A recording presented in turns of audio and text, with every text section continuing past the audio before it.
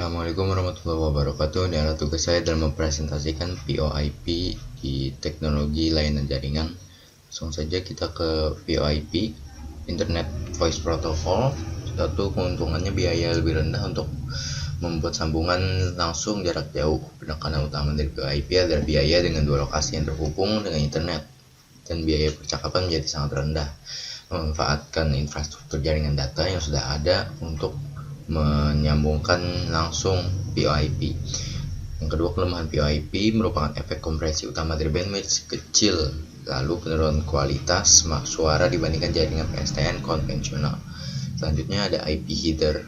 IP header bertugas menyimpan informasi routing untuk mengirimkan paket-paket ke tujuan. Pada tiap paket header IP disertakan tipe layanan TOS atau tipe per service yang memungkinkan paket tertentu seperti suara diperlukan berbeda dengan paket yang non real time. Yang selanjutnya, real time transport protocol atau FTP didefinisikan sebagai standarisasi paket untuk mengirimkan audio dan video pada jaringan IP, digunakan untuk komunikasi dan sistem entertain yang termasuk dalamnya streaming media seperti teleponi, aplikasi video teleconference, dan web yang memiliki fitur basis push to talk atau PTP. Selanjutnya UDP, singkatan dari User Data Protocol, yang merupakan salah satu jenis protokol internet yang memungkinkan sebuah jaringan perangkat lunak pada komputer bisa mengirimkan pesan ke header melalui komputer. Selanjutnya ada link header, besarnya sangat tergantung pada media yang digunakan, menunjukkan perbedaan ukuran header untuk media yang berbeda untuk metode kompres. Selanjutnya, karakteristik VoIP.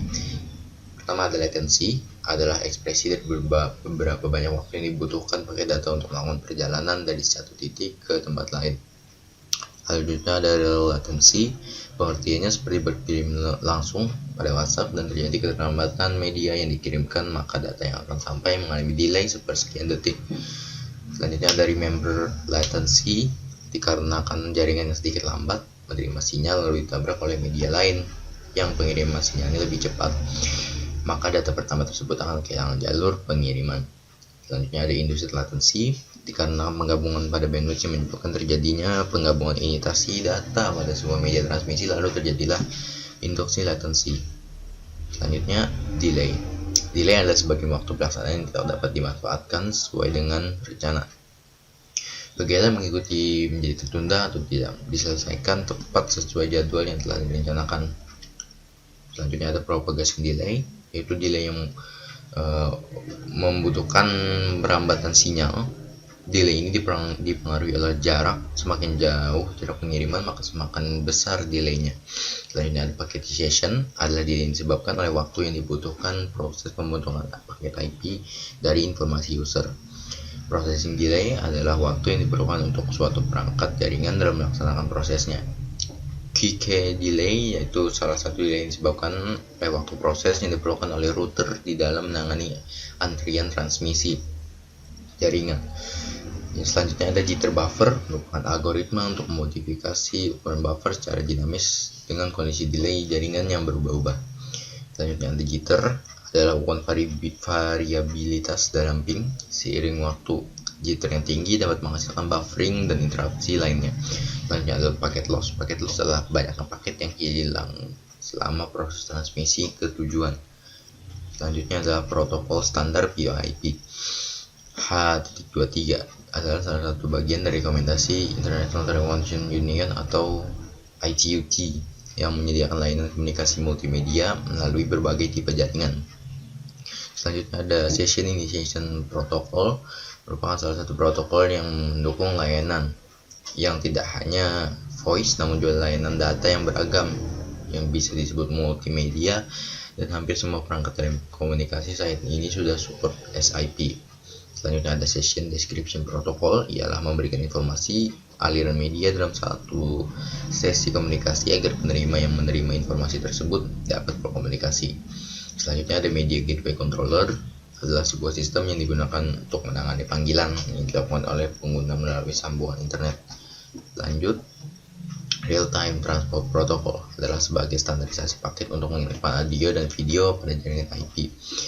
menggunakan sistem komunikasi dan sistem entertain yang termasuk di dalamnya streaming media seperti teleponi, aplikasi video teleconference, dan web yang memiliki fitur berbasis push to talk atau PTT. Selanjutnya IAX atau Inter-Asterisk Exchange Protocol adalah protokol komunikasi yang mengatur sesi pengguna interaktif dengan SIP, maka menjadi alternatif yang kuat dan ramah pengguna. Selanjutnya G711 adalah standarisasi ITU-T untuk pengomposisian audio berjudul Pulse Code Modulation PCM dari frekuensi suara.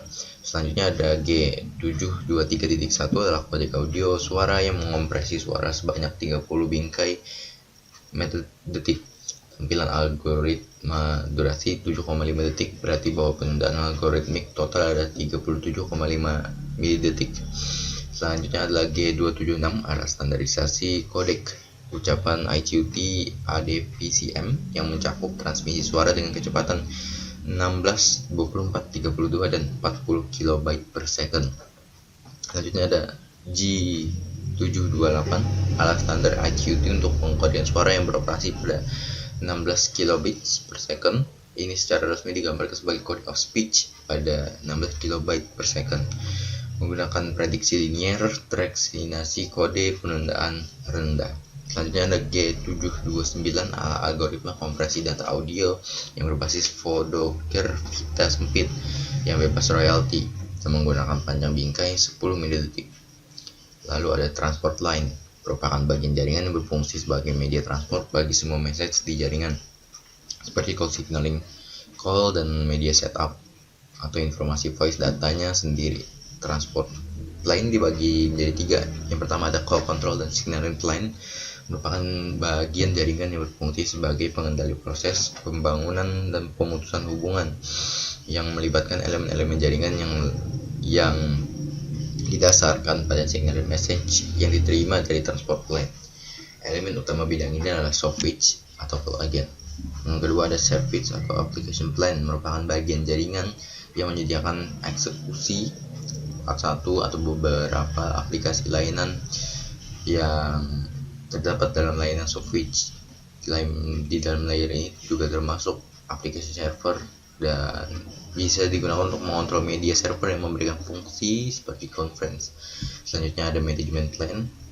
Semua konfigurasi seperti halnya interface, IP address, dan routing protokol itu dikonfigurasi pada management plan. Intinya pada plan ini bagian yang secara langsung berhubungan dengan operator. Selanjutnya ada media gateway controller function, menyediakan logika panggilan atau sinyal untuk kontrol panggilan pada suatu lebih media gateway. Selanjutnya ada call agent function atau CAF dan internet win function atau WF, merupakan subset dari MGCF, berfungsi pada saat menangani kontrol panggilan dan pemilihan kondisi panggilan. Sedangkan IWF berfungsi saat MGCF melakukan interaksi persinyalan dengan jaringan yang menggunakan protokol berbeda. Selanjutnya ada routing function dan menyediakan informasi routing panggilan untuk MGCF.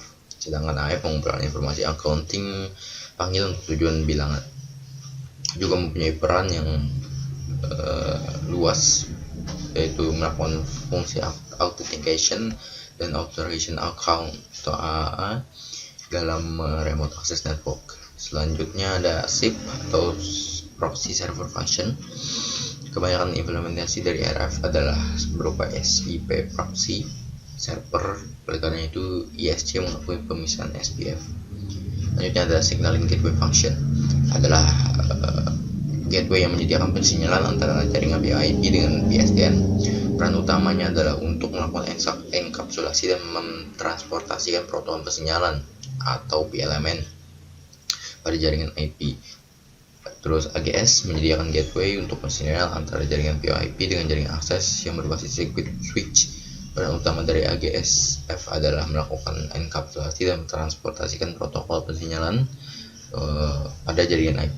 Selanjutnya ada application server function, merupakan entitas pengeksekusian aplikasi dalam menyediakan logika layanan dan eksekusi untuk beberapa layanan dan jaringan. Selanjutnya ada Service Control Function, berfungsi ketika melakukan fungsinya mengontrol logika layanan.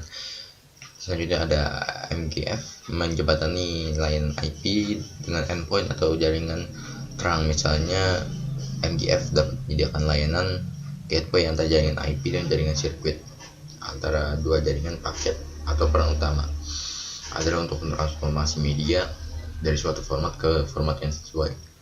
Selanjutnya ada Media Server Function, yaitu menyediakan manipulasi media yang melakukan paketitasi data stream untuk keperluan beberapa aplikasi.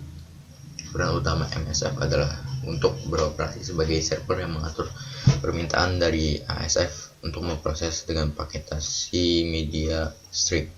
Begitu saja tugas dari saya. Salah hilap mohon maaf. Jika terjadi kesalahan, wassalamualaikum warahmatullahi wabarakatuh.